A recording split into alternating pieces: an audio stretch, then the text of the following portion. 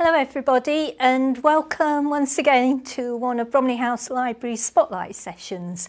And today's spotlight is going to fall on the Alan Sillitoe collection. This is a real treasure of the library. It's a great privilege for us to have it. Alan Sillitoe and his wife Ruth Fainlight, the poet, were joint presidents of our library between 2009 and 2010.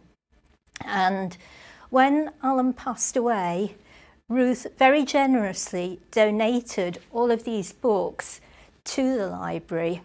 They've been kept in their holiday home in Derbyshire, and we are very, very honoured to have them here with us. I'm sure that I don't need to tell any of you really about Alan Sillitoe. He was born in Nottingham in 1928. And in 1958, his first book, Saturday Night and Sunday Morning, was published. And this was one of the most influential books of the 1950s. It stormed into the public's consciousness when Arthur Seton, the hero, exploded from the pages and became an icon of Nottingham's literary heritage and one of the most well-known of the working class heroes of the 1950s.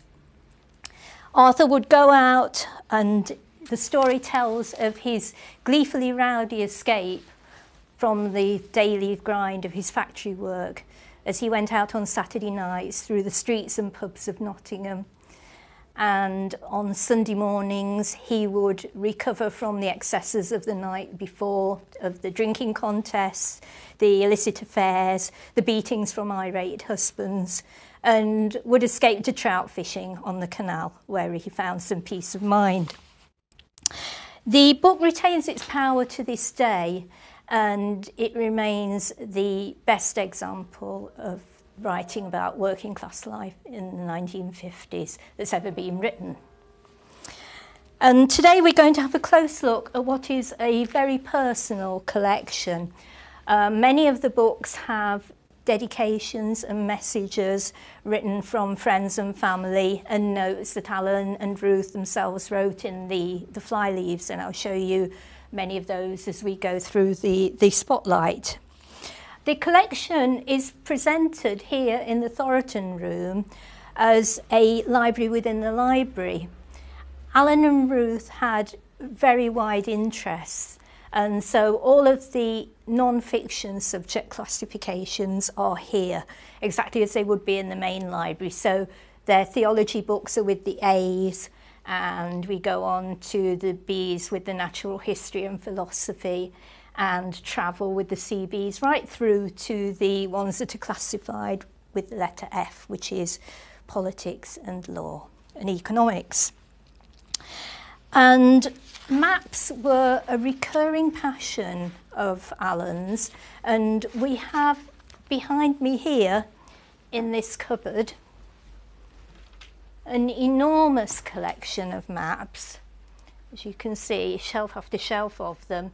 And we're going to have a closer look at those to try and understand what they meant to Alan and what their significance was in his life and indeed in his writing. So the beginning of Alan's passion for maps is vividly described in his autobiographical memoir, Life Without Armour, which we do have here in the library. It seems that his fascination with maps originated as an escape from the reality of his life at home, the harsh reality, in fact, where violence was a constant presence. His father would regularly beat him, Alan, and his mother. And around the year of 1936, when his father's assaults were at their most violent, Alan, as a little boy aged 9, would love to go along to stay at his grandparents' house. These were the parents of his mother, who lived in Woollerton. His grandfather was a blacksmith, so it was quite a rural kind of life in those days. Woollerton was actually rural countryside, and in his memoir, Alan describes the smell of the cornfields and how he could hear the farm machinery out in the fields outside the window when he went to stay with his grandparents. It was a very far cry from his life in Radford. Alan recreates the sights and scents of Woollerton in Saturday night and Sunday morning when Arthur and Brenda go for a walk just before Arthur has to leave to go on a tour of his national service. They walk down Bramcote Lane, past the wheat fields, and they can smell the odour of the wheat chaff. It was while Alan was staying with his grandparents that he used to read the books that had been won by his aunts and uncles as Sunday school prizes. And he began to see these books not only as the stories they were telling, but as a means of taking his mind, if not his body, from the world he lived in to somewhere else. And he began to draw maps inside the covers of these books and on the fly leaves of them, and to illustrate the places that the books had allowed him to visit in his imagination. He gave these maps, he gave the places on the maps names. Some of them were real, some of them were imagined. There was Dreamland and there was Wonderland. And then he would check locations in the atlas, making a bridge for himself between the real world and the world of his invention.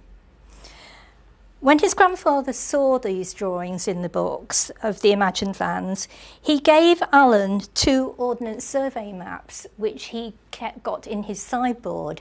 And they were maps of the immediate location around the cottage. So Alan was able now to go outside and explore and to chart his own position against the landmarks on the Ordnance Survey maps. We have, not the original ones sadly, but we have here some local ordnance surveys from the collection of Derby and Matlock and the Isle of Arran. Alan wrote of the way that maps gave him a sense of where he fitted in the scheme of things. His home life was full of violence and suffering and despair. And he says that he wanted, even more than most, to belong on the map, though only under my own idiosyncratic terms. So he was making his own world within these maps, not the world as it was factually real, but adapting his imagination and adapting the maps to be part of his imagined world. And the wider worldview offered by maps of escape and adventure gave him a form of deliverance from the world that he was actually obliged to share with his mother and father. And he himself writes, "The map of the world became my talisman.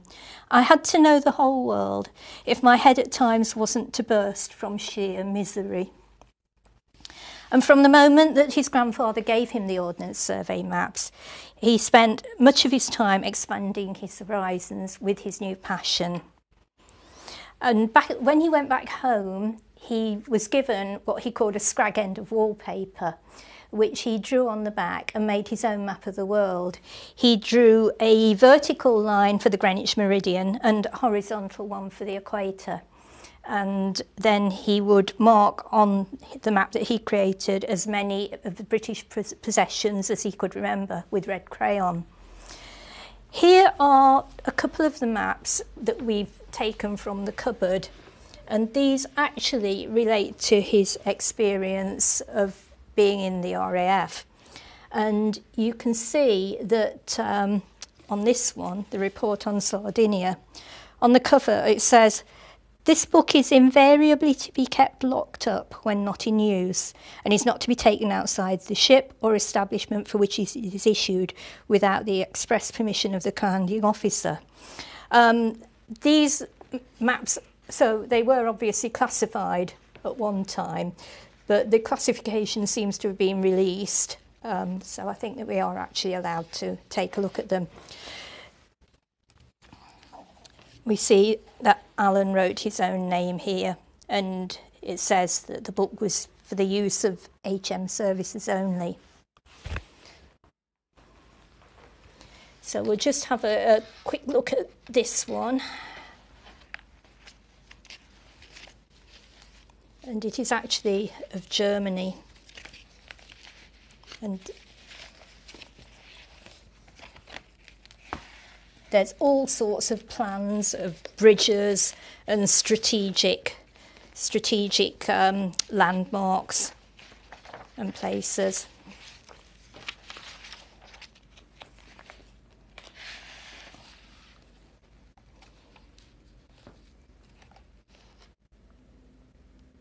That one is a railway marshalling yard.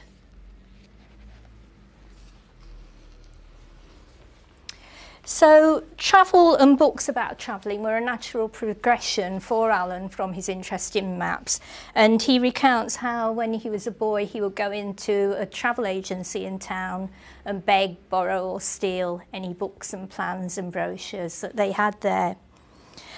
It was a passion that was to last a lifetime, and it's actually very poignant to look at these maps today and to reflect on the part that those earlier maps from his granddad's sideboard played in Alan's life and in his writing.